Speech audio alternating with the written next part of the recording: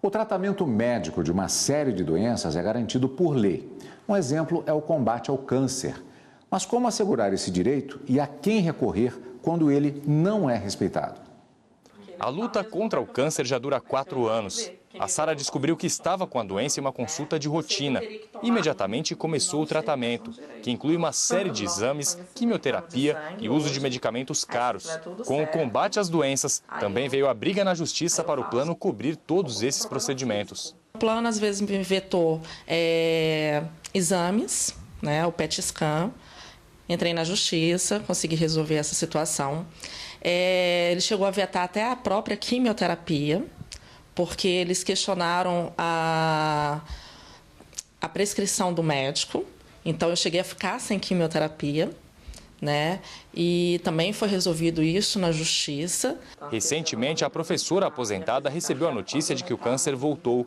E agora o plano não quer pagar um dos remédios indicados pelo médico. A gente fica assim, e aí eu teria que estar gastando meu tempo cuidando da minha saúde. Não, eu tenho que gastar tempo brigando, batendo de frente com o plano, questionando. Então a gente fica muito cansado, a gente fica muito exausto.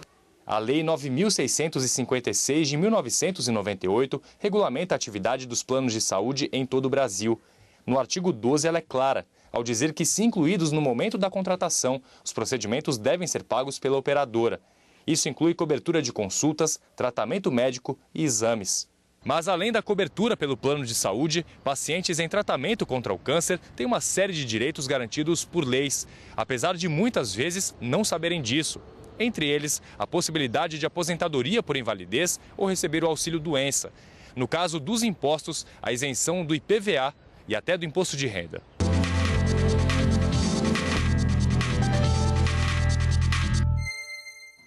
E para conversar sobre o direito à saúde, nós recebemos agora o advogado que é especialista na matéria, Raul Canal. Obrigado pela participação conosco. Boa tarde, Rafael. Boa tarde, Cadu. Boa tarde, obrigado. Um prazer nosso. Agora o seguinte, o câncer é uma doença de cobertura obrigatória nos planos de saúde? Vai depender, Rafaela, da amplitude do plano de saúde contratado, Você tem o plano de saúde que é só odontológico, o ambulatorial, você tem o hospitalar sem obstetrícia. Agora, se o plano de saúde é o plano médico hospitalar amplo, tem direito sim ao tratamento para o câncer, por mais sofisticado que seja, ou por mais caro que seja o tratamento. Agora, o câncer normalmente é uma doença para a qual as pessoas não estão preparadas e às vezes é feito um determinado diagnóstico, a pessoa tem um plano de saúde e ela não sabe se aquilo estava previsto ou não. O que acontece?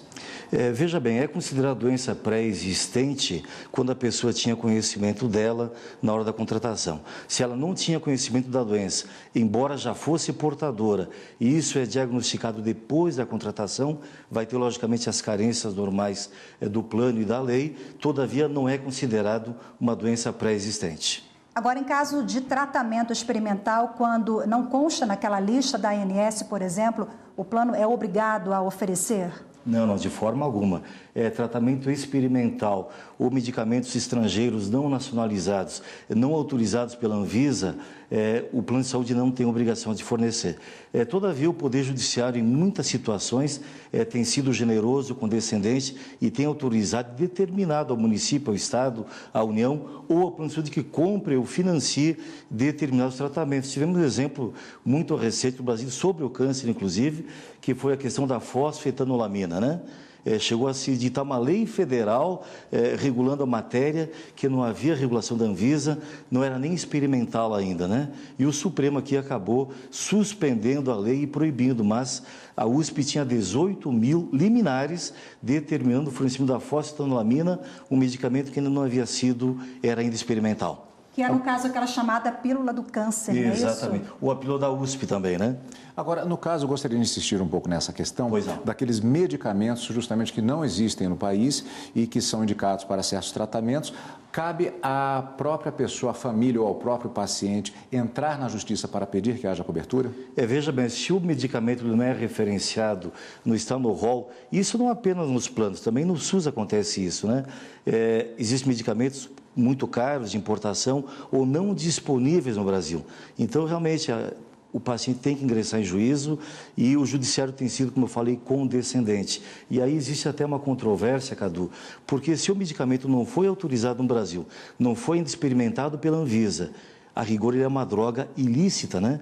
E você tem um amparo de uma ordem judicial para importar uma droga ilícita, que não é autorizada ainda no Brasil.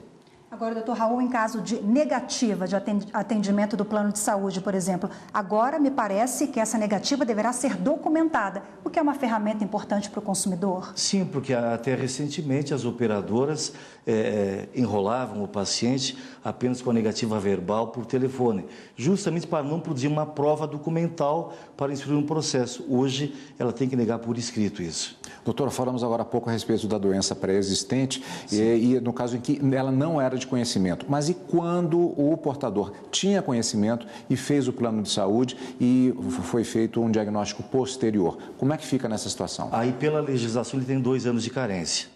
No caso do câncer, o plano de saúde tem 48 horas de carência para aqueles tratamentos urgentes ou emergentes.